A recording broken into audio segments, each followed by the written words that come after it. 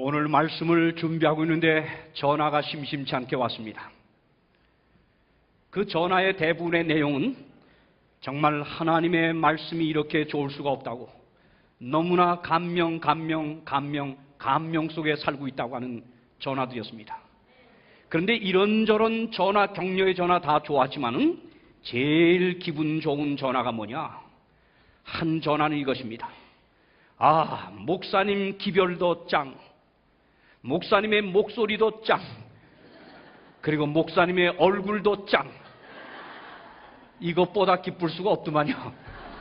그런데 오늘 광주에서 또 하나에 걸려온 전화는 목사님 첫날 메고 나온 그 넥타이 색깔이 정말 너무 멋있습니다. 기별도 좋지만 넥타이 색깔이 정말 좋습니다. 그래서 오늘 그 넥타이를 떼고 왔습니다. 오늘 놀라운 발견, 이제 5째 날 저녁 시간입니다. 벌써 이제 중반에 접어들게 되었습니다. 이 보통 부흥회 하면 3일이나 4일 하는 것이 고작이지만은 이번에 우리 9일간 계속되는 이 긴 말씀 연구의 집회임에도 불구하고 이렇게 계속 성황을 이루시는 여러분을 뵐 때 정말 말씀을 전하는 전 큰 용기가 되고 있습니다.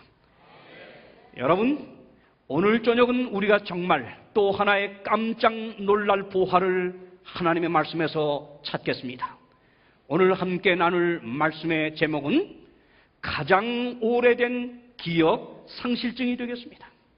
가장 오래된 기억 상실증, 영어로 암네시아입니다.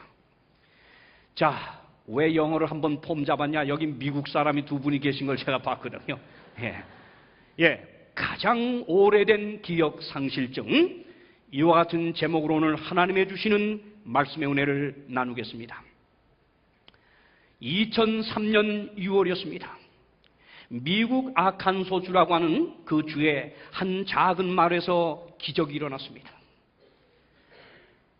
19년 동안 혼수 상태요, 식물 인간으로 누워있던 테리 월리스라고 하는 이 형제가 갑자기 의식이 돌아온 것이었습니다. 그러니까 이 월리스가 20살이 되었을 때 1984년입니다. 1984년 7월 13일에 차를 몰고 가다 그만 다리에서 추락을 했는데요. 그 다음 날에야 테리 월리스는 발견이 되었습니다. 그런데 발견하고 보니 차 안에서 이미 혼수 상태에 놓이는 것이었습니다.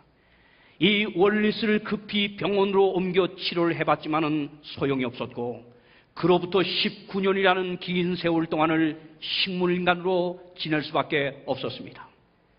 그러던 어느 날 2003년 6월 13일 정확하게 이 19년이 지났을 그날에 이 월리스의 입이 갑자기 열리더니 첫 번째로 하는 말이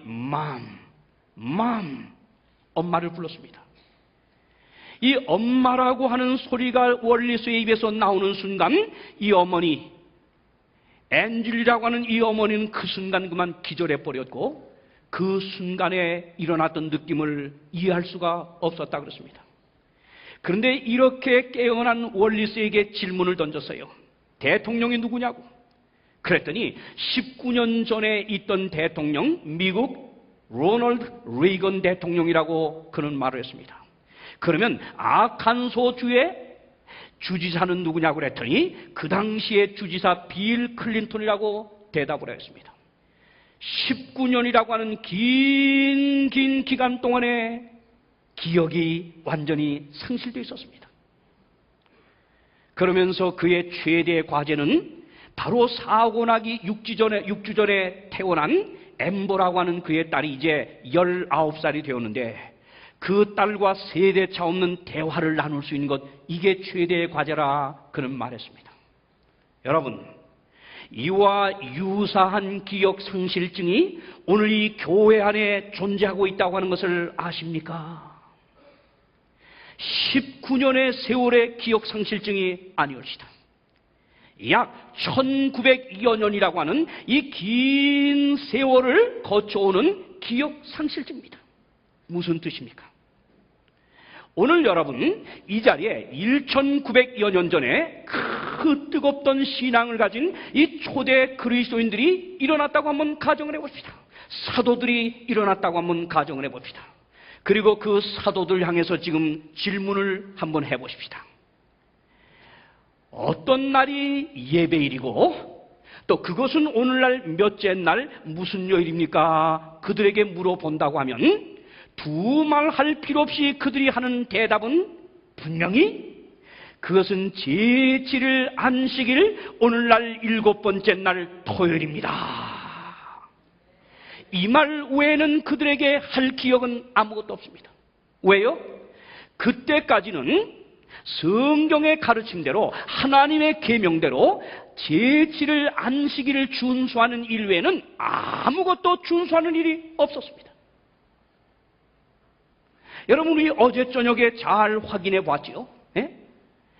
제7일 안식일 하나님을 예배하는 이 경배하는 날이 언제 누구에서 어떻게 세워졌느냐? 우리는 어제 배웠습니다.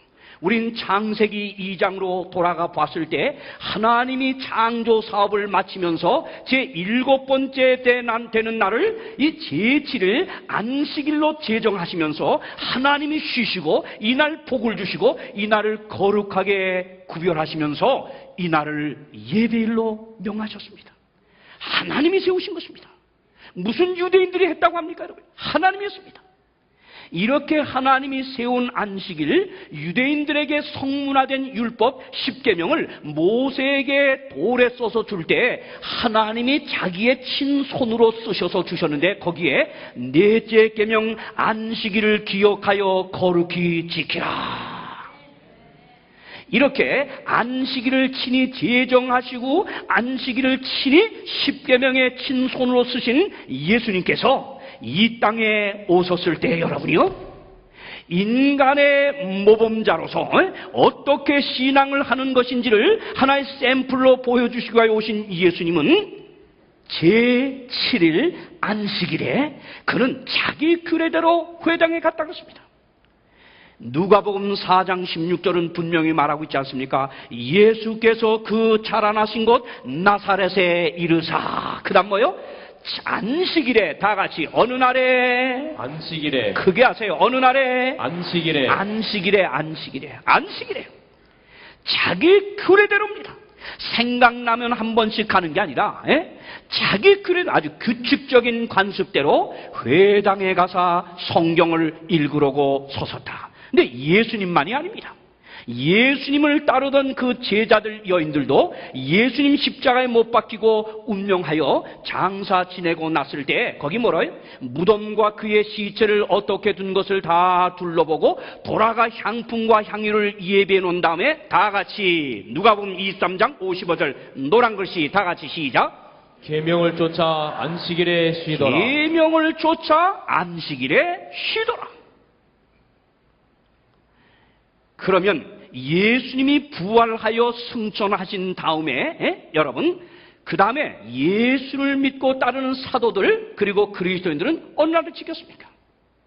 여러분 사도행전 17장 2절에 보면 예수님이 부활 승천하신 지 3년이 넘어서 이제 유대교에서 그리스도교회로 개종한 사도 바울이 복음을 전하러 다니면서 말입니다. 여기 보세요. 바울이 그 다음 말씀 뭐요?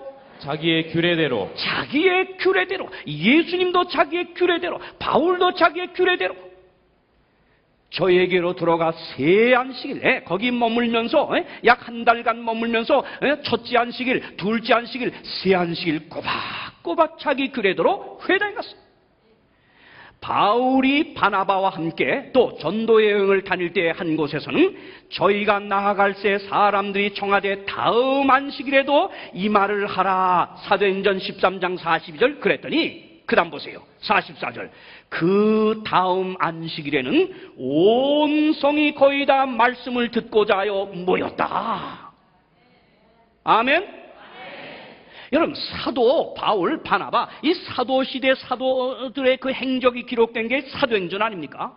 그러면 예수님 부활하신 지 훨씬 이후의 일임에도 불구하고 이들은 이렇게 안식일을 철저히 지키고 있습니다. 그랬더니 어떤 분들이 이 말을 듣고 목사님에게 쫓아가서 목사님, 성경 사도 시대에 보니까 사도들이 예수님 부활한 다음에도 분명히 안식일을 지켰다고 하는데 이거 어떻게 된 겁니까? 그랬더니 그 목사님 하시는 말씀이 이러더래요. 아, 그거는 유대인들을 전도하려다 보니까 사도 바울이 할 수 없이 안식일에 유대인 회당에 간 것이요. 아, 그래요? 자, 봅시다. 그러면 사도행전 여러분 16장 13절에 가면 이 빌립보 얘기가 나옵니다. 빌립보란 마게도니아 지형 첫 성이요. 여기는 로마의 식민지 땅이라고 앞절에 그랬습니다. 여기는 유대인이라고 하고는 씨도 없는 동네입니다. 씨는 회당은 고사하고 씨도 없는 데입니다. 유대인 씨도 없는 동네에 가가지고 회당도 없고 예배볼 회당이 없다 보니까 이 바울이 여기 가서는 어떻게 했어요? 안식일에, 이거 보세요. 안식일에, 어느 날에? 안식일에, 그 다음 뭐요? 우리가 기도처가 있는가 하여 문 밖 강가에 나가 거기 앉아있는 모인 여자들에게 말하였다. 아하, 이 회당이 없는 곳, 유대인이 씨도 없는 곳에 가서는 안식일이 되니까 이 날을 지키기 위하여 이 날에 예배를 드리기 위하여 뭐요? 강가, 문 밖 강가에 가서 자리를 찾았습니다. 그렇다면 여러분, 왜 오늘날 이렇게 성경은 구약과 신약 통틀어서 정말 예수님도 제자들도 사도들도 모두가 변함없이 지킨 이 안식일을 사람들이 망각하고요, 오늘 이렇게 대다수가 일요일에 예배 보는 이유가 뭘까요? 여러분, 이렇게 많은 사람들이 일요일에 예배 보는 일을 까닭 없이 할 일이 없습니다. 분명히 까닭이 있습니다. 이유가 있습니다. 그럼 그 이유가 뭘까요? 자, 일요일을 주일로 옹호하는 아주 대표적인 신학자 가운데 한 분이 주이트라고 하는 박사입니다. 이 현대 신학자 이 주이트 박사가 일요일을 주일로 옹호하는 사람으로서 이렇게 고백을 했습니다. 도대체 내가 옹호하고 지키는 이 주일, 일요일이 언제 누구에 의해서 교회에 들어왔고 이것이 예배일로 지키게 됐는지 그 기원과 그 이유를 알 수가 없다. 그의 책에 분명히 기록했습니다. 보십시오. 의심 나는 분은 이 책을 사십시오. 주이트 박사가 쓴 일요일 준수의 기원과 역사 56쪽입니다. 자, 목사님 읽어보세요. 왜 그리스도인들이 첫날에 예배를 드리게 되었는가는 아직도 문제로 남아있다. 모든 학자들은 한 가지 점에서 일치된 견해를 보이고 있다. 즉 첫날은 그리스도인들에 의하여 부활의 기념일로 축하되었다는 점이다. 그러나 그 발생 과정을 정확히 설명하기란 용이하지 않다. 옛날부터 인정되고 세계적으로 받아들여졌던 일요일 예배와 같은 관습이 그 정확한 기원에 대해 전혀 알려지지 않고 있다는 것은 정말 이상한 일이다. 하하, 참 정말 이상한 일이구만요. 모르면서 지키고 모르면서 옹호한다는 것, 이거 정말 여러분 이상하지 않습니까? 이상하지 않습니까? 이 박사님이 정말 진실한 지금 고백을 하고 있습니다. 박사, 이분은 아마 정직한 박사 같습니다. 그러니까 성경을 통하여 볼 때 전혀 하나님이 태초에 제정하시고 십계명에 친히 손으로 쓰신 넷째 계명 안식일을 없애고 예수님이 부활했으니 이날 일요일을 이제부터 지키라는 말이 한 절도 없거든요. 한 절도요. 그러니까 이 박사님이 성경에도 없고 도대체 그러면 어떻게 이게 이렇게 자리를 잡게 됐냐? 예? 이거 모르면서 옹호하고 지키는 거 좀 이상하지 않냐? 이상합니다. 그렇다면 여러분, 정말 이 일이 어떻게 이렇게 됐을까요? 먼저 이유가 있습니다. 까닭이 있습니다. 다 같이 뭐가 있다? 이유가 있습니다. 까닭이 있습니다. 무슨 얘기냐? 구약성경 다니엘서를 연구해보면 오래오래전, 지금부터 2600년 전, 다니엘이라고 하는 선자를 통해서 하나님이 예언을 하셨는데 장차 정치적인 그리고 종교적인 큰 세력을 갖고 나타날 한 세력이 하나님의 법을 변경하는 일을 시도할 것이다. 그 예언이 나옵니다. 볼까요? 봅시다. 제가 시간이 없어 다니엘 7장을 다 연구 못하는 게 유감인데 좀 더 자세히 공부하실 분은 요청하시면 다니엘 연구라고 하는 책자를 드릴 수 있습니다. 자, 다니엘 7장 25절. 하나님의 법이 어떤 세력에 의해서 변경될 걸 미리 예언해 놨는데 한번 읽겠습니다. 다 같이 그가 장차 시작. 그가 장차 말로 지극히 높으신 자를 대적하며 또 지극히 높으신 자의 성도를 괴롭게 할 것이며 그가 또 때와 법을 변개코자 할 것이며 성도는 그의 손에 붙임바되어 한 때와 두 때와 반 때를 지내리라. 야, 기가 막히지요? 이거 보세요. 다니엘 7장을 보면 1절로부터 24절에 보면 이 때와 법을 변경하기 위하여 세력을 행사할 그 존재, 그 정체가 예언되어 있거든요. 거기 보면 그 정체를 작은 뿔이라고 합니다. 작은 뿔이라고 하는 별명을 갖고는 이 세력이 누구냐? 그는 정치적인 그리고 종교적인 세력을 갖고 로마에서 일어나는 하나의 큰 권세, 로마 교회의 한 법안권임을 분명히 가리키고 있습니다. 그런데 그가 말로 지극히 높으신 자를 대적한다. 여러분, 법안권이 확립됐을 때 그는 이 하나님의 자기가 대리자라고 하면서 천상, 지상, 지하에 심판의 권세가 자기에게 있다고 하면서 모든 유럽의 왕들을 세우고 패하는 아주 막강한 세력을 가지고 이 땅에 군립해 있는 신처럼 자기를 주장했습니다. 지극히 높으신 자의 성도를 괴롭게 했다. 여러분, 법안권 아래서 얼마나 많은 사람들이 죽어갔습니까? 핍박을 받습니다. 이거는 종교를 떠나서 우리 세계사 공부해보면 중세 암흑시대라고 하는 그 시대를 이끌어온 법안권의 세력을 우리는 알 수가 있습니다. 그런데 바로 그가 이 작은 뿔이라고 예언된 이 정치적, 종교적 세력을 갖고 일어난 로마 나라에서 일어난 이 세력이 뭘 할 거냐? 때와 뭐요? 때와 뭐요? 법을 뭐 하겠다? 하나님의 법을 변경하는 일을 그가 하겠다는 것입니다. 이 예언입니다. 이것이 어떻게 적중되는가 조금만 기다려주세요. 그러면서 그 동시대에 활동했던 선지자 에스겔은 하나님의 환상을 보았는데요. 이런 환상을 보았습니다. 그가 또 나를 데리고 여호와의 전 안뜰에 들어가시기로 보니 여호와의 전문 앞 현관과 제단 사이에서 약 25인이 여호와의 전을 등지고 낯을 동으로 향하여 동방태양에 경배하더라. 에스겔 8장 16절. 이게 뭐냐? 에스겔이 본 이상, 이 환상은 이제 장차 하나님의 백성 가운데 어떤 자들이 태양을 숭배하겠다. 태양을 숭배하는 썬데이, 일요일 준수가 있을 거에 대한 하나의 환상임이 에스겔을 통하여 드러나고 있습니다. 그러면 여러분, 일요일 준수의 이 기원과 역사를 이제 우리가 파헤쳐 보겠는데요. 보십시다. 다니엘의 예언은 어떻게 역사에서 성취가 되었고 에스겔의 그 환상은 어떻게 교회 안에서 이루어졌는가? 이제 그걸 살펴보겠습니다. 자, 보십시오.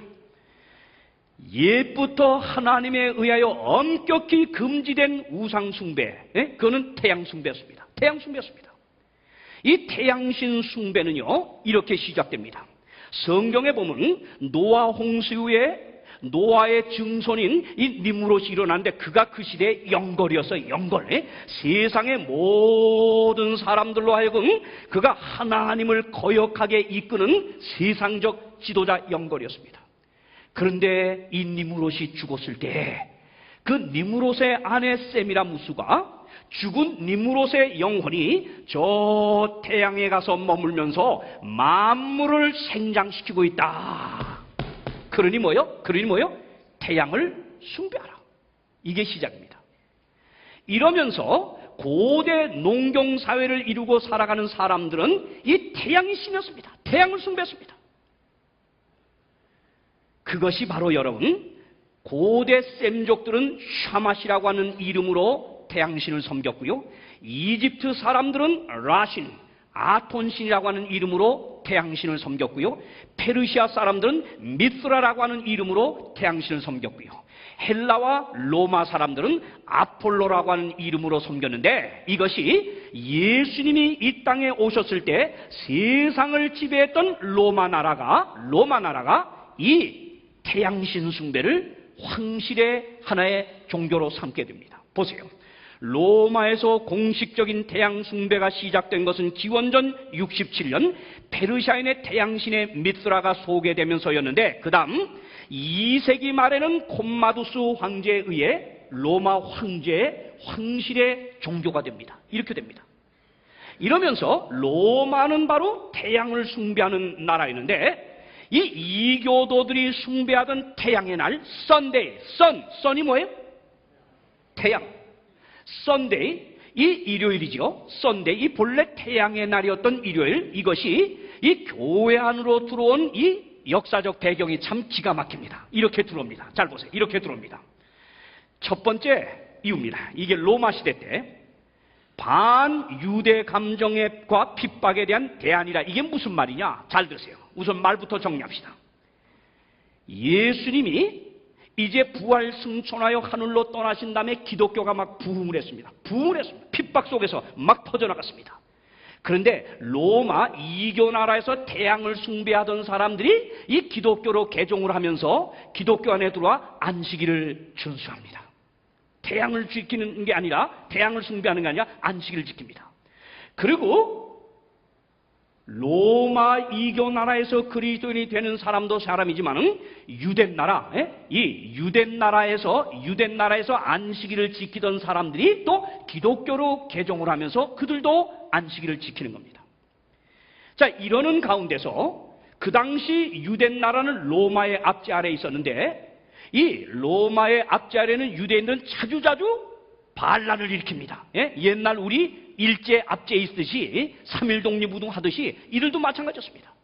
그러니까 로마 황제가 화가 나가지고 이 반란 일으키는 유대인들을 핍박을 하는데, 그 핍박의 조건 가운데 하나가 안식일 준수를 금지시키는 것이었습니다. 이러다 보니까 로마에서 기독교로 개종한 로마 기독교인들도 안식일을 똑같이 지키다 보니까 유대 그리스도인처럼 오해를 받아가지고 같은 도매금의 취급을 받으면서 유대인들 핍박에 누구까지 핍박받게 됐어요? 로마에서 개종한 그리스도인들도 핍박을 받게 됐어요. 이때 우리는 유대인이 아닙니다. 우리는 유대 그리스도인들처럼 로마에 폭동을 일으키는 사람이 아닙니다. 우리는 구별된 사람입니다. 우리는 로마에서 개종한 그리스도인입니다. 이걸 핍박을 받는 일에서 피하기 위해서요. 핍박을 피하기 위해서, 그리고 유대인 그리스도인과 구별하기 위해서 로마에서 개종한 그리스도인들이, 이교도에서 개종한 그리스도인들이 뭘 지키기 시작했느냐? 야, 일요일날 예수님이 부활하지 않았냐? 그러니까 우리 이날 예배하자 하면서 그들이 한 그룹 두 그룹씩 모이기 시작합니다.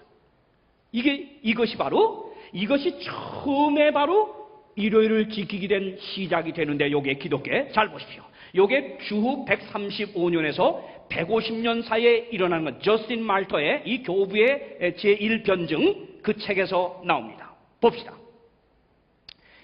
그 이면에는, 이 일요일을 지키게 된 이면, 제가 한 설명을 잘 들으면서 읽어보세요.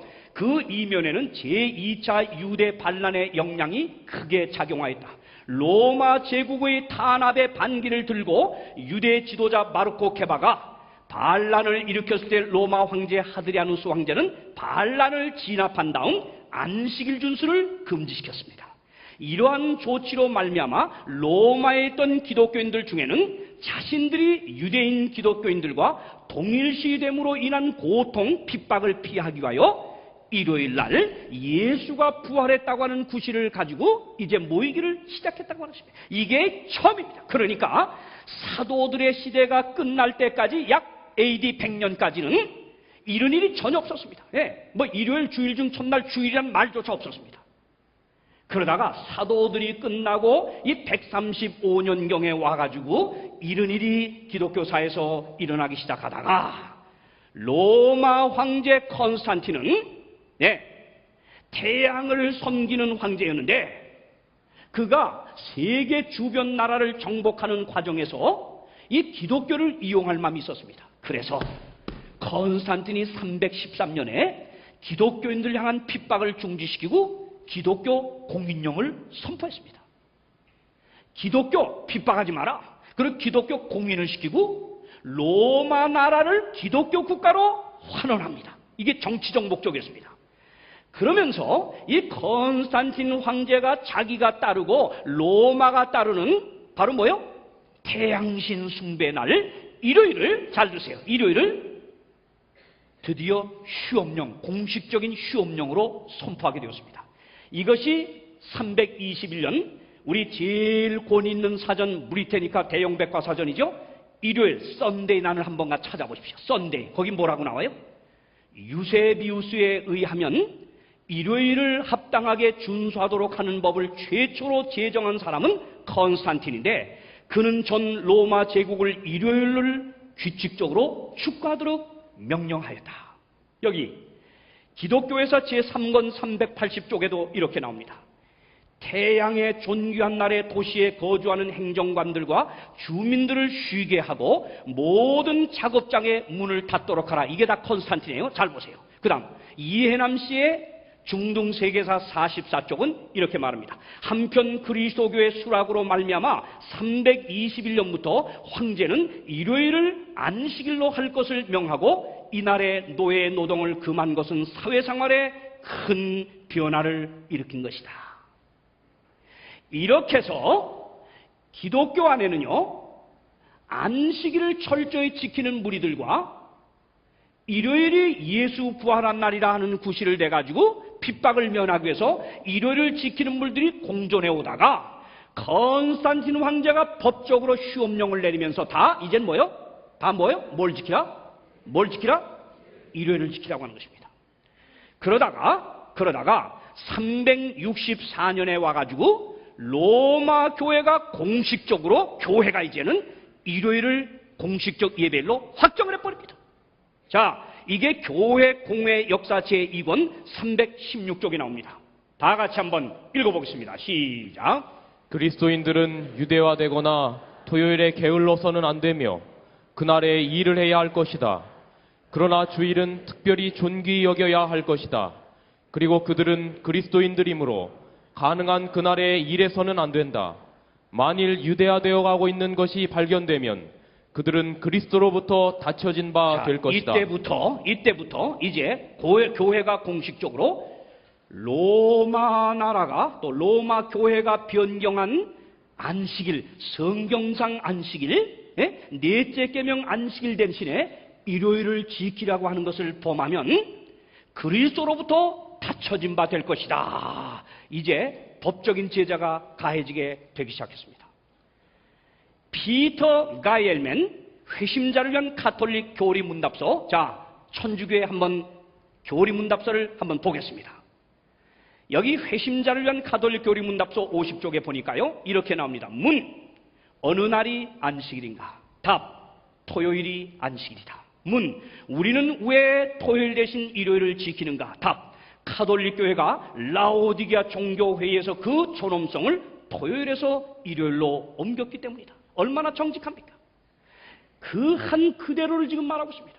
그런데 천주교의 스테판 기난의 또 교리문답서 174쪽은 이렇게 말합니다. 질문, 교회가 축일 제정의 권한을 가졌다고 하는 것을 증명할 수 있는 어떤 방법이 있는가? 있다는 겁니다. 로마 천주교회가 다시 말하면 하나님의 계명을 바꿔서 로마 교회 권위로 축제를 제정할 수 있냐 이겁니다. 있다 이겁니다. 자, 답. 교회가 만일 그런 권한이 없다면 현대의 모든 종교가들이 동의하는 그런 일, 뭘 동의합니까?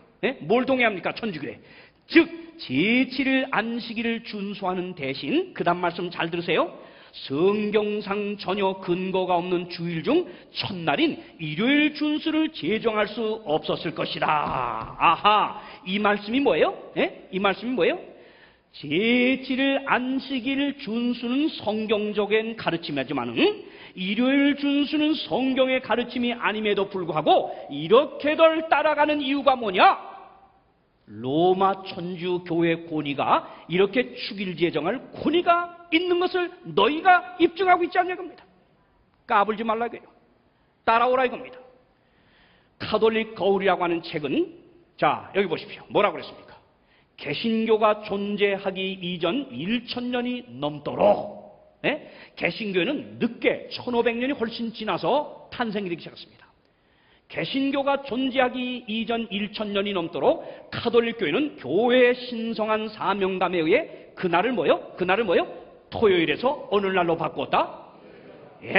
카톨릭 교회는 정직합니다. 자신이 한 행위를 그대로 설명하고 있습니다. 여러분, 몬시뇨로 세구르. 참 그 이름이 이상하네. 몬시뇨로 세구르 맞습니까? 현대 개신교에 관한 일반적 토론 225쪽은 이렇게 말합니다. 목사님 읽어보세요. 예수 그리스도의 권위로서 우리 주님의 부활을 기념하기 위하여 이 휴일을 일요일로 변경시킨 것은 바로 가톨릭 교회였다. 이러므로 개신교인들이 일요일을 준수하는 것은 그들의 본의와는 달리 가톨릭 교회의 권위에 충성을 표하게 되는 것이다. 그러면서 로마 천주교의 십계가 변경된 십계가 하나님의 십계와 차이가 있음을 여기 분명히 나타나고 있습니다. 하나님의 십계명 첫째, 나 외에 다른 신을 내게 있게 말지니라. 천주교 하나이신 천주를 만유에 공경하며 비슷해요. 둘째, 우상을 만들지 말라. 천주교 십계, 천주의 거룩한 이름을 헛맹세하지 마라. 다르죠? 세 번째, 여호와 이름을 망령되이 일컬지 말라를 둘째로 끌어올려서 왜? 천주교는 우상을 섬기지 말라는 게 없습니다. 왜? 거기는 마리아 동상이고 베드로 동상이고 바울 많은 것들을 만들어 놓고 그 우상들에 절도하고 탑니다. 없었습니다. 그런데 하나님의 계명 넷째 계명 안식일을 기억하여 거룩히 지키라를 뭘로 바꿨어요? 다 같이 뭘로 바꿨어요? 주의를 지키고 바꿨습니다. 그 다음은 같습니다. 자, 여러분, 다니엘이 이런 일이 있기 한 800~900년 전에 이미 하나님의 계시를 통하여 앞으로 작은 뿔이라고 하는 어마어마한 정체가 일어나가지고 하나님의 백성을 마구 핍박할 뿐만 아니라 때와 법을 변경하겠다. 얼마나 정확한 예언 성취입니까, 여러분? 이유가 없어요. 여기 누가 이를 달 겁니까? 천주교 자신이 자신의 교회 권위로 이걸 바꿨다고 말하고 있는데 오늘날 많은 개신교인들이 이 천주교처럼 정직하게 이 그렇다고 하는 역사적 사실을 인정하려고 하지를 아니하고 그저 궁하다 보니까 이런저런 이유를 달고 신약시대 예수님이 다 패했으니까 이제는 일요일을 지키면 된다. 여러분, 말이 답이 아닙니다. 성경이 답입니다. 아멘입니까? 아멘입니까? 하나님의 말씀이 진리입니다.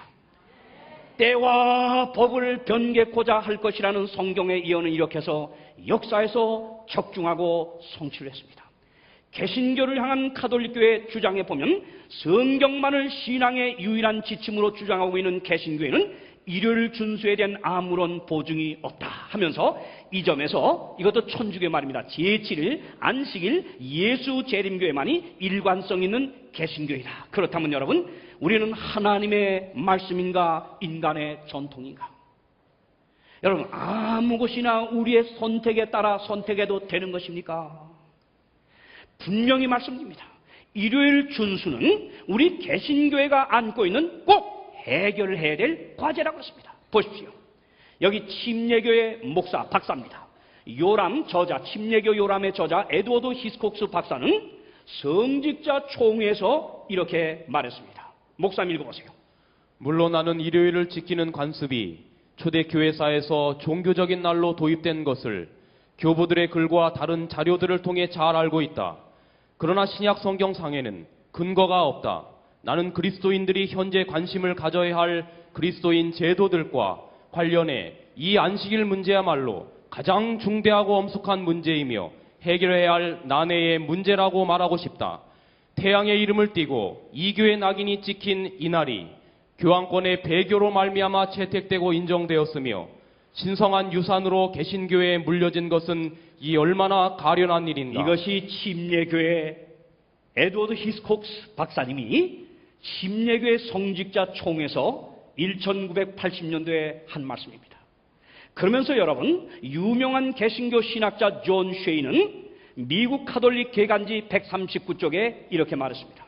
성경의 계시를 교회 전승보다 상위에 두며 가톨릭교의 권위를 인정치 않는 개신교 프로테스탄트주의자들이 일요일을 지키는 것은 합리적인 이유가 없으며 토요일을 안식일로 지키는 것이 논리적으로 마땅하다.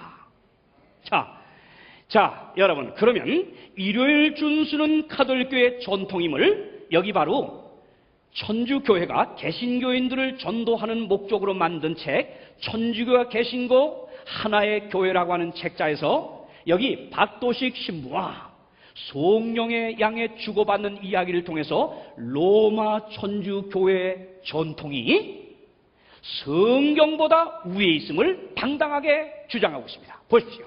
송룡회. 안녕하세요. 저는 송룡회라고 하는 직장 여성이고 저의 종교는 개신교입니다. 박도식 신부, 어쩐 일로 이렇게 찾아오셨습니까? 송룡회. 성경 위에 또 내려오는 구원의 진리를 성전이라고 하였는데 구체적으로 성전에서 가르치는 교리를 하나 말씀해 주시면 좋겠어요. 박 신부. 예, 하나 물어보겠어요. 개신교에서 일요일을 주일로 지키고 있지요? 성경 어디에서 그 근거를 찾아볼 수 있습니까? 성경에는 분명히 안식일을 주장했고 안식일은 토요일입니다. 어찌하여 성경에도 없는 일요일을 주일로 지키고 있지요? 송룡회. 글쎄요? 의문법뿐입니다. 박신부입니다. 성경에는 그런 말이 전혀 없습니다. 일요일을 주일로 지키는 것은 예수님이 부활하신 일요일을 신약시대 중심으로 생각하고 사도들이 정한 것입니다. 이런 전통은 가톨릭 교회가 아니면 어느 종파에도 말할 수 없습니다. 이것이 바로 로마 천주교회는 이 교회의 권위로 성경도 바꿀 수 있고 고칠 수 있는 그 권위가 있음을 주장하는 말씀입니다. 여러분, 정말 계명입니까? 전통입니까? 예수님 당시의 바리새인들과 그리고 서기관들이요, 율법주의자들이 유대 장로들의 그 전통 유전 준수에 대해서 이 제자들 향하여 질책을 하고 있었습니다. 그때 제자들 향해 질책하는 그 율법주의자들, 이 바리새인 서기관들 향해서 예수님이 뭐라고 말씀하지 않습니까? 이 백성이 입술로는 나를 존경하되 마음은 내게서 멀거다. 사람의 계명으로 교훈을 삼아 가르치니 나를 헛되이 경배하는도다. 너희가 하나님의 계명은 버리고 사람의 유전을 지켰느니라. 또 가라사대 너희가 너희 유전을 지키려고 하나님의 계명을 저버리는도다.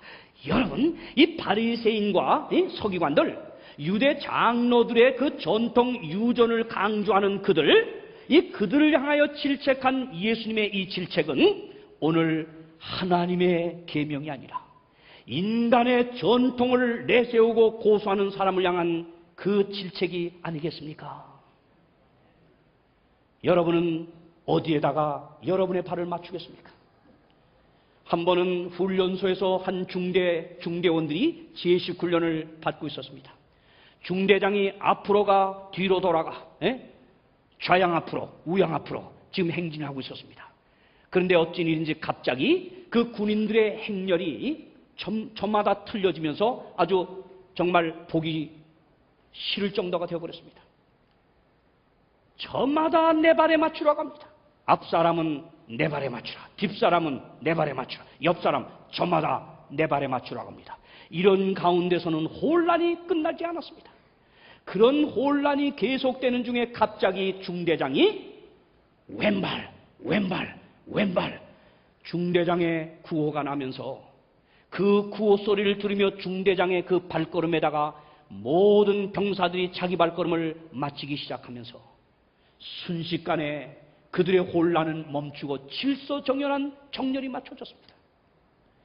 여러분, 오늘 어느 교회가 크다 작다, 어디 유명한 목사가 있다 없다, 어느 유명한 박사가 있다 없다, 이거 다 쓸데없는 소리입니다.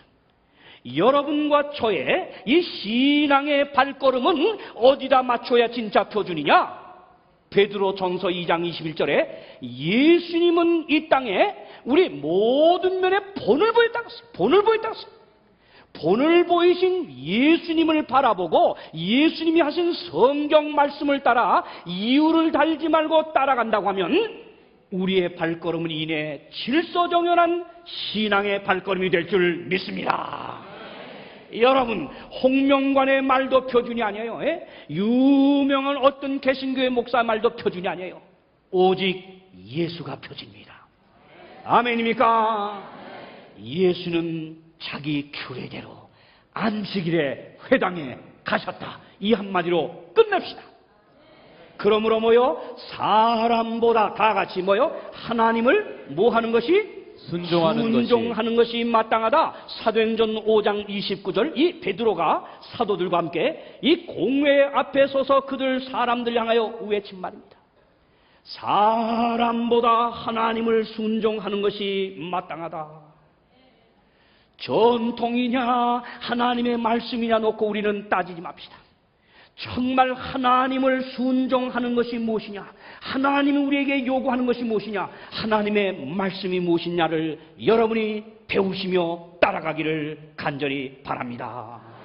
오 사랑하는 여러분이여, 그렇다면 이 마지막 시대에 하나님의 백성들이 지켜야 될 그날에 대해서 하나님 우리에게 기별을 주시지 않았겠습니까? 주셨습니다. 하나님은 그의 비밀을 그 종 선자를 통해서 알려주지 아니하고는 하나도 이루시는 바가 없다고 그랬습니다. 그런데 요즘처럼 이렇게 종교계가 혼란에 빠진 이 마지막 때에 어느 장단에 춤을 춰야 그게 정말 맞는 것인지 이렇게 현기증이 날 정도로 수많은 교회들이, 훌륭한 교회들도 있습니다만 많은 교회들이 너무나 세속화되고 타락했습니다. 많은 사람들 가운데 하나님의 말씀을 펴고 가르친다고 하면서 그저 사람 한참 들뜨게 만들고 헌금이나 걷어내고 이런 부흥회를 개최하면서도 그저 매일 저녁 돈 걷기 바쁘고 이거 다 싹군의 장난들입니다. 그러므로 여러분, 이 마지막 때에 우리가 정말 신앙의 표준을 어디다 맞출 것이냐, 이렇게 혼란한 종교계에 빠진 마지막 때를 위해서 하나님은 분명히 기별을 주었습니다. 기별을 주었습니다. 아멘입니까? 우리는 어제 그 기별이 뭔지를 확인했는데요, 마지막 때 하나님이 이 세상 사업을 끝내기에 앞서서 예수께서 재림하시기 전에 하나님의 백성, 이 진리대로 살고자 하는 사람, 하나님을 정말 사랑하여 하나님 계명대로 순종하고자 하는 사람들을 준비시키고 부르시기 위해서 기별을 주셨는데요, 그게 바로 요한계시록 14장입니다. 성경 마지막생, 마지막 때를 위해서 마지막 백성으로 해주신 요한계시록입니다. 아멘입니까?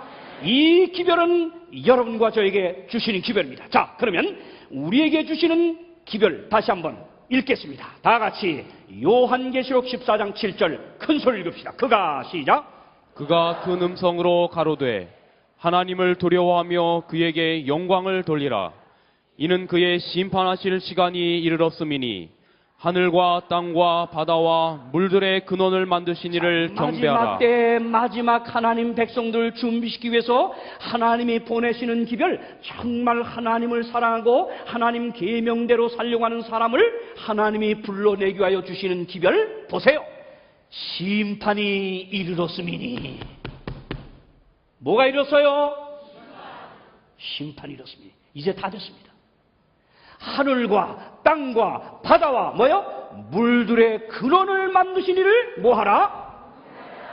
여러분 어제 말했죠? 우리가 하나님을 경배하는 이유, 이 근거는 부활도 아니고 십자가도 아니고 위대한 승리지만, 십자가가 위대한 승리지만 부활이 이것이 결코 경배의 근거는 아니라고 했습니다. 하나님을 경배해야 되는 유일한 근거는 그가 하늘과 땅과 바다와 물들의 근원, 이 모든 생명을 있게 하신 이 창조주이기 때문에 우리 피조물의 경배를 마땅히 받으시는 자격이 있는 겁니다. 여러분이요, 마지막 때 보내시는 기별은 하늘과 땅과 바다와 물들의 근원을 만드신 이를 경배하라. 계시록 14장 7절.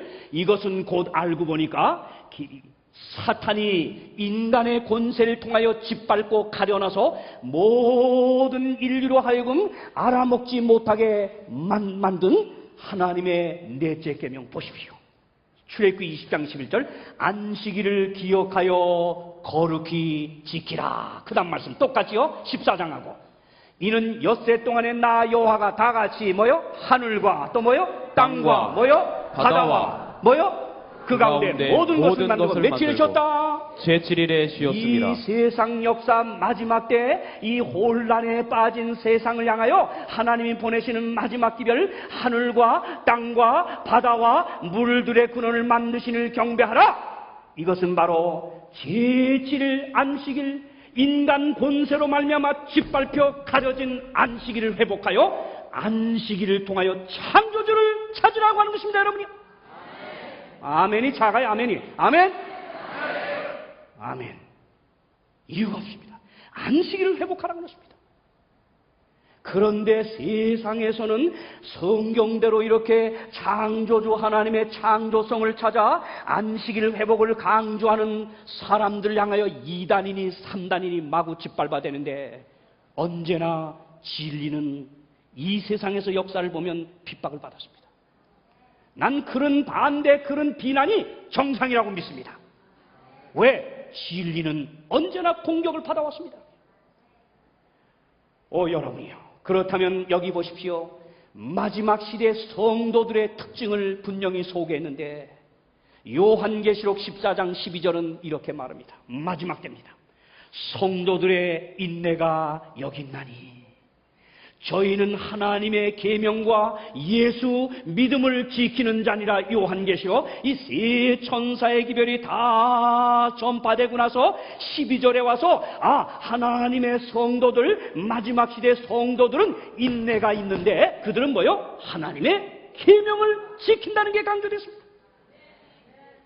사람의 전통에 끌려가는 사람이 아니요, 인기주의로 끌려가는 사람이 아니요, 숫자가 많은 교회로 끌려가는 사람이 아니요, 인기 있는 목사 따라 새떼처럼 이리 왔다 저리 갔다 흔들리는 사람이 아니요, 부흥이나 쫓아다니면서 가정이 다 패가망신이 돼도 미치는 그런 사람도 아니요. 뭐요? 하나님의 계명을 지킨 사람입니다. 예수 믿음을 진정으로 지킨다고 하는 것은 바로 하나님의 계명을 즐겨 순종하는 사람을 말하는 겁니다. 여러분이요. 여러분 여기 보시오. 회사와 회사 사이에 주고받는 약속을 뭐라고 합니까? 계약이라고 합니다. 나라와 나라 사이에 주고받는 약속을 뭐라고 합니까? 조약이라고 합니다. 남자와 여자가 만나 100년 해로를 맺는 약속을 뭐라고 합니까? 혼인 서약이라고 합니다. 그런데 하나님과 사람 사이에 맺는 약속을 성경이 뭐라 그래요? 뭐라 그래요? 언약이라고 합니다. 그런데 여러분, 이 두 사이에 맺은 약속이 깨어지지 않고 잘 지켜지기 위해서 그 계약, 조약, 이행 조건이라는 것이 꼭 있습니다. 또 남자와 여자의 이 결혼 관계가 깨지지 않기 위해서 이 결혼 서약 내용들이 있습니다. 결혼 서약 내용들이 잘 지켜지면 두 사이가 날로 행복하지만 안 지켜지면 언젠가 깨지고 이혼하는 겁니다. 마찬가지로 하나님과 하나님 백성 사이에 맺은 약속을 언약이라고 하는데 그 언약 두 사이의 관계가 깨어지지 않도록 하나님이 주신 게 뭐냐? 언약의 조항, 언약의 내용, 십계명입니다. 십계명입니다.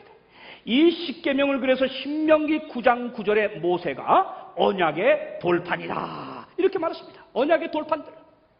이 십계명은 하나님의 율법의 원칙을 요약한 것으로서 이 계명이야말로 여러분 도덕적 원칙을 깨닫게 해줄 뿐만 아니라 정말 우리가 마땅히 섬겨야 되고 마땅히 순종해야 될 자가 누구인지를 보여주는 것이 십계명입니다. 이 십계명은 하나님과 우리 사이에 맺은 언약을 지켜준 아주 띠인데 그래서 이걸 지키면 하나님과 우리 사이의 관계가 유지되며 행복을 보장시키는 하나의 울타리와 같은 것입니다. 언제나 사탄은요, 하나님과 언약의 조항을 하나님과 맺은 언약의 조항인 이 십계명을 파기시키므로 십계명을 지키지 못하게 하므로 하나님과 우리 사이를 끊어낼 공고하는 것이 이게 사탄의 공격의 초점이었습니다. 이건 구약이나 신약이나 지금이나 똑같습니다. 그래서 적극적인 방법으로는 십계명을 못 지키도록 핍박을 하는 것이고, 언제나 율법을 못 지키도록 핍박하고, 또 어떤 방법이 있어요? 예? 안 지켜도 되는 구실들을 적당히 갖다 붙이게 하고, 또 배 따는 등 이런 엉터리로 또 사람으로 하여금 못 지키게 하고, 또는 내용을 변질시켜 또 십계명의 의미를 오해하여 잘못 지키게, 이렇게 마귀가 여러 가지로 십계명을 공고합니다. 그런데 이 언약의 기초요, 이 심판의 표준, 이것은 사탄의 공격에 언제나 초점이었는데, 그래서 언약을 파기시키려고 하는데, 여러분 그 중에서도요, 계명의 중심부에 자리 잡은 안식일을 기억하여 거룩히 지키라, 이 계명은 언제나 사탄의 공격의 제일 핵심이 되었습니다. 왜 그러느냐? 안식일 계명이야말로 하나님과 우리 사이의 표일 뿐만 아니라, 안식일 계명 속에는 하나님이 창조주요, 창조주의 권위의 표가 이 안식일 속에 아주 분명하게 찍혀졌습니다. 하나님은 이 우주의 소유자요, 주권자임을 밝히는 하나님의 인감도장이 바로 안식일 계명이었습니다. 그래서 이 안식일을 짓밟아 버려야, 이걸 못 지키게 해야 사탄은 인류로부터 이 불법적으로 점유한 이 세상에 내가 주인이라고 행세할 수가 있는 것입니다. 여러분이요, 이렇게 안식일 계명을 짓밟아 버리려고 노력했던 마귀, 그런데 여러분 오늘 십자가 앞에 나와서면 여러분은 뭘 느끼게 됩니까? 나 죄인을 구원하기 위하여 자신의 생명을 바치기까지 희생하신 예수님의 무한한 사랑을 우리가 느낄 뿐만 아니라 또 뭘 느낍니까? 인간이 범한 죄 때문에 율법을 폐할 수 없어서 율법을 폐하지 않고 율법을 존재시키려다 보니까 하나님은 율법을 범한 인간의 값은 그 법의 요구대로 죽어야 되는 이 죽음의 희생을 하나님 자신이 치르는, 왜? 율법을 폐할 수가 없었어요. 율법을 세우기 위해서요. 그래서 그는 생명까지 버리는 희생을 감수했습니다. 하나님의 놀라운 사랑과 공의가 나타난 게 십자가입니다, 여러분이요. 여기서 사랑만 주장하면 여러분 잘못된 겁니다. 공의가 있습니다. 공의가 있습니다. 율법을 끝까지 일으켜 세우려고 하는 하나님의 공의가 있습니다. 오늘 여러분 하나님의 십자가, 예수님의 십자가 앞에 여러분이 나와 설 때, 오늘 그 하나님께서 우리에게 보여주신 위대한 사랑과 이 공의에 여러분은 어떻게 응답하시기를 결심하십니까? 여기 성경은 요한계시록 14장 15절은 말씀합니다. 너희가 나를 사랑하면 나의 계명을 지키리라. 아멘입니까? 너희가 나를 사랑하면 나의 계명을 지키리라. 정말 십자가를 통하여 나에게 사랑을 보여주시고 하나님의 공의를 보여주신 예수님을 정말 여러분이 사랑하신다면 인간의 전통이 아니라 우리는 하나님의 말씀, 하나님의 계명대로 순종하는 사람들이 되시기를 간절히 바랍니다. 오늘 나는 여러분이요, 이 마지막 때 하나님의 진리대로 살고자 하는 사람을 모으고 있는, 하나님의 섭리가 이루어지고 있는 이 마지막 때, 정말 진리를 너무나 사랑하여 진리를 찾던 한 분의 고백, 간증을 여러분 앞에 간단히 소개합니다. 저 분당 뉴스타트 교회에 나가시는 분, 그분의 간증을 좀 들어보십시다. 여기 그는 이렇게 말했습니다. 저는 20여 년 동안 장로교에서 구역장도 하고 교회 선교활동에 적극적으로 참여하며 집회란 집회는 빠짐없이 참석하는 꽤나 열심히 있는 신자였습니다. 매주 토요일마다 성전 청소를 도맡아 했습니다. 그런데 매주 청소가 끝날 때쯤이면 목사님과 함께 4, 5명의 남자분들이 교회에 들어왔습니다. 저는 궁금하여 목사님께 저분들이 누구냐고 묻자, 집사님 기도 많이 하시고 창세기 1장과 2장을 읽으세요. 신약성경도 읽어보세요. 토요일이 하나님께서 제정하신 창조의 기념일이에요. 제7일이 안식일이랍니다. 알고 보니 그분들은 모두 안식일을 지키기 위해 모이는 목사님이었습니다. 그런데 여러분, 이분은 누구냐? 이 정집사라고 하는 분은 지금부터 꽤 오래전입니다. 그런데 이분이 어느 날 갑자기 머리가 아프고 오른쪽 눈이 감기고 왼쪽 눈이 감기고 또 손발이 차가워져서 병원에 갔더니 뇌종양이었습니다. 그래서 수술을 하게 되었는데 정말 거기 막힌 핏줄도 끊어내고요. 그리고 뇌신경 부분도 또 잘라내고 뇌종양도 제거해내면서 아주 어려운 수술을 2번 했습니다. 그 결과로 뇌뼈가 주저앉으면서 이 고막까지 눌러 고막 수술까지 하게 되었는데 이 수술 후유증으로 그는 왼쪽 안면 마비가 왔고요. 그래서 눈이 감겨지지 않아 한쪽 눈 실명도 하게 되었습니다. 그리고 목이 아주 쉰 소리를 낼 수밖에 없게 됐습니다. 근데 그는 그런데도 교회에 가서 열심히 봉사하는데 이 토요일 날이면 꼭 교회 청소를 도맡아 하는데 그런데 여러분 바로 여기에 얘기입니다.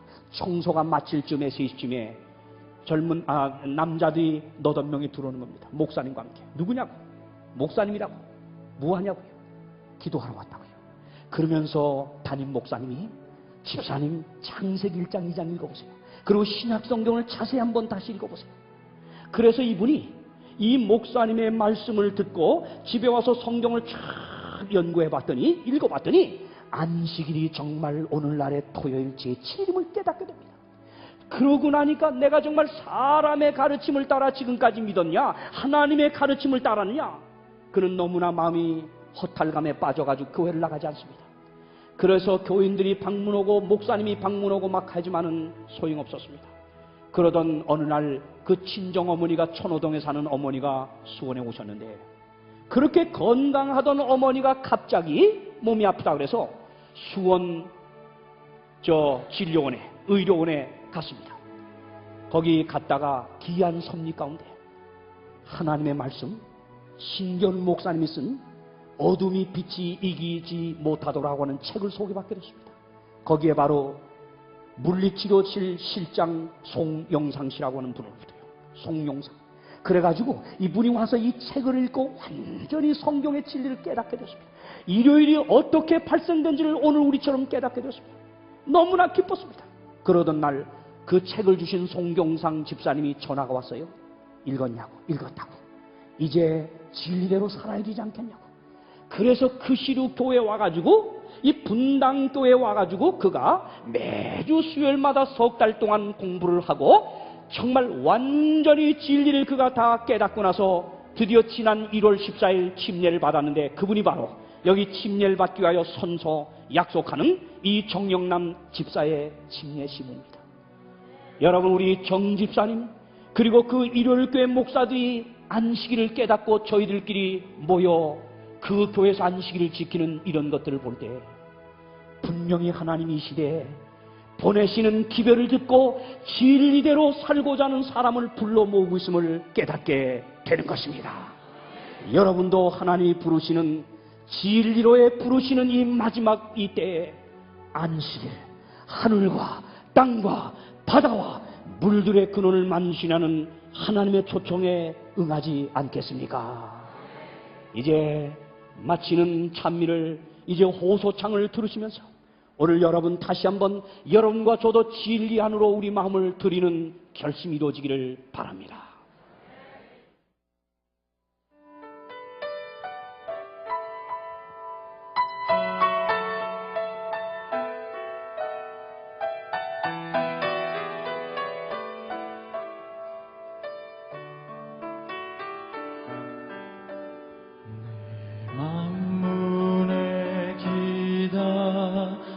계신 주를 지금의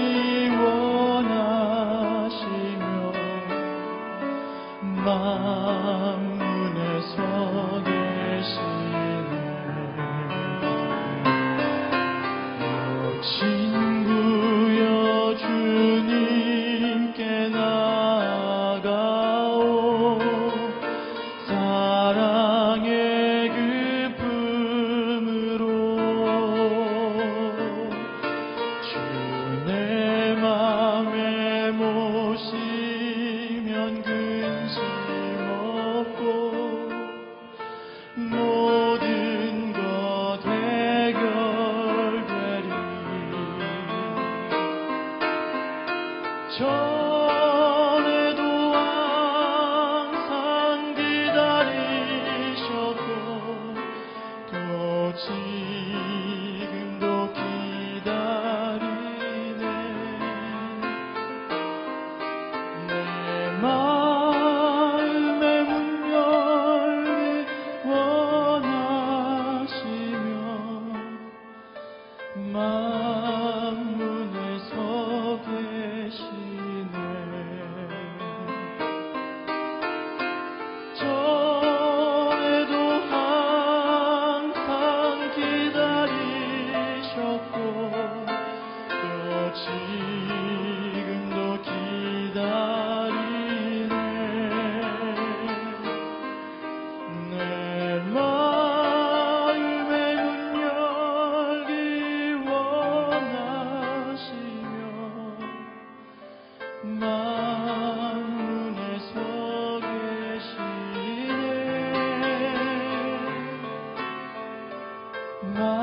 만문에 서 계시네. 사랑하는 여러분이시여, 오늘 우리는 다시 한번 하나님께서 이 마지막 때에 보내시는 놀라운 기별을 확인하게 되었습니다. 너희가 나를 사랑하면 내 계명을 지키리라. 아멘입니까? 우리 모두는 하나님을 정말 사랑하는 마음으로 이 자리에 모였습니다. 이제는 우리는 그분을 사랑함으로, 이제는 그분께서 우리에게 보내시는 이 마지막 기별, 사탄에 의하여 짓밟힌, 그러나 하나님께서 끝내 일으켜 세울 제7일 안식일, 넷째 계명, 하늘과 땅과 바다와 물들의 근원을 만신이라고 이를 경배하라고 하는 이 초청에 의해서 우리는 하나님의 계명대로 이제 안식일을 준수하는 하나님의 백성으로 축복을 누리게 되기를 바랍니다. 이제 저는 이 시간을 마치면서 오늘 여러분께서 이 말씀을 듣고 하나님 앞에 드린 이 결심, 이제 여러분의 결심을 하나님 앞에 아뢰면서 축복 기도를 드리겠습니다. 기도하십시다. 살아계신 하나님 아버지시여, 오늘 다시 한번 하나님의 놀라운 진리, 하나님 말씀 속에 감춰진 보화, 제7일 안식일을 이 마지막 때에 드높이고자 계획하신 하나님의 계획을 깨닫게 해주셔서 감사합니다. 이제 우리는 하나님을 진정 사랑하는 마음으로 하나님의 계명을 즐겨 순종하며 따라가는 사람들이 되기를 원합니다. 이제 말씀에 깨달은 바 있어 하나님 앞에 결심하여 이름을 드린 아들과 딸들, 이 이름 기억하여 주시고 꼭 마지막 세상 싸움 마치고 주의 재림 맞이할 때 이들 그곳에 승리한 무리로 서게 하여 주시옵소서. 예수 그리스도의 이름으로 간절히 기도하옵나이다. 아멘. 감사합니다. 일어서셔서 주제가 찬양하겠습니다. 나의 힘이 되신 여호와여.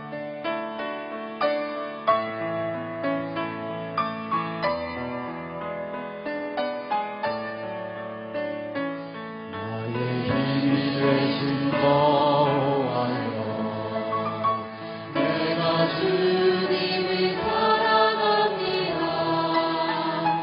주는 나의 반석이시며 나의 요새시라.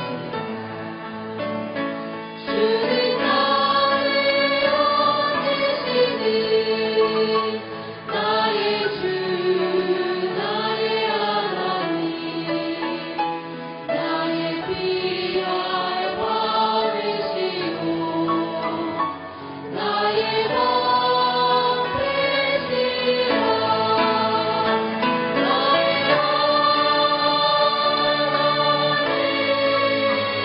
나의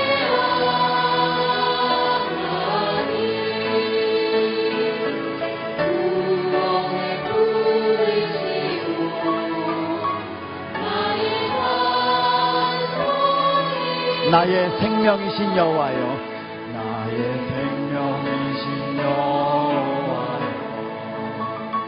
내가 주님을 찬양합니다. 주는 나의 사랑이시며 주는 나의 나의 의지시라.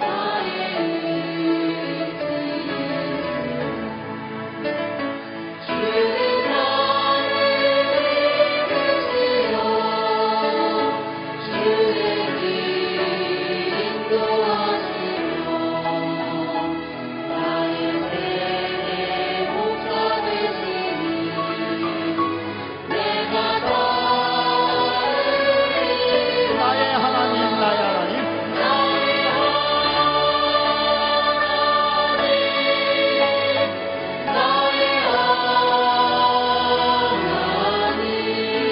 생명의 멸류관으로 내게 씌우소서. 나의 하나님, 나의 하나님.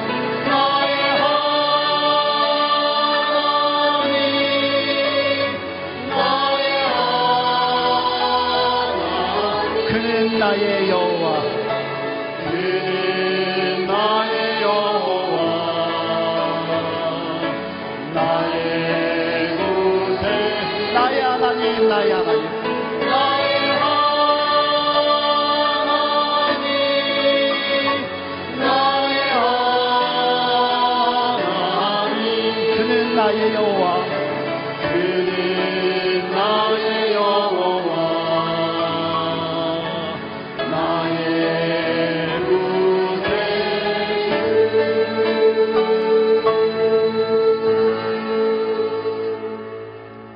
감사합니다. 안녕히 돌아가십시오.